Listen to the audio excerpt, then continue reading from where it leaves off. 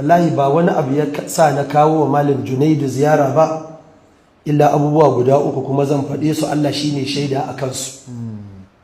Na farko, idan Allah subhanahu wataala ya nuna masa nan wurin gaskiya ne, to duk duniya ba wanda ya isa ya bauɗar da shi.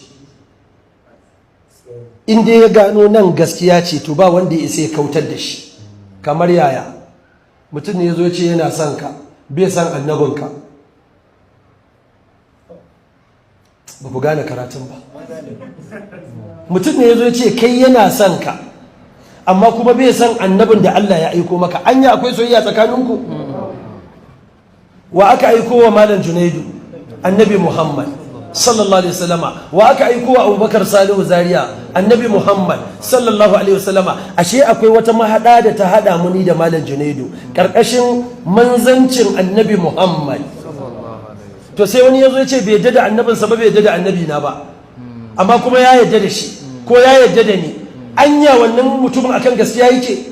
To ran da naji malam Junaidu ya barranta da wanda bai yadda da annabinsa ba, ni kuma sai naji ya kwanta min a cikin raina.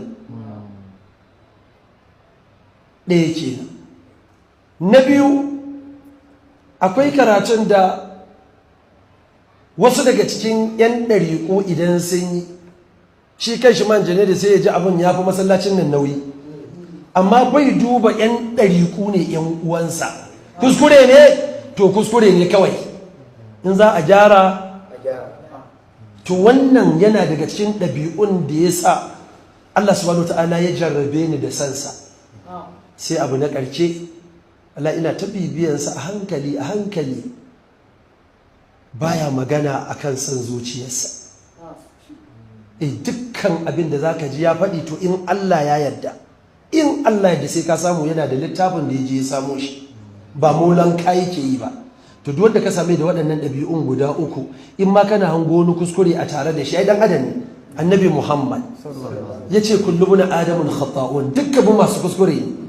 Akwai wani wanda ya ce 100% ne bayan manzon Allah? Babu. Akwai inda nake da lapses, inda ni na gaza, Allah bai nuna mu wannan gazawar ba, malam Junaidu Allah ya nuna mawa. Akwai inda malam Junaidu ya gaza, shi Allah bai nuna masa ba, ni Allah ya nuna mawa.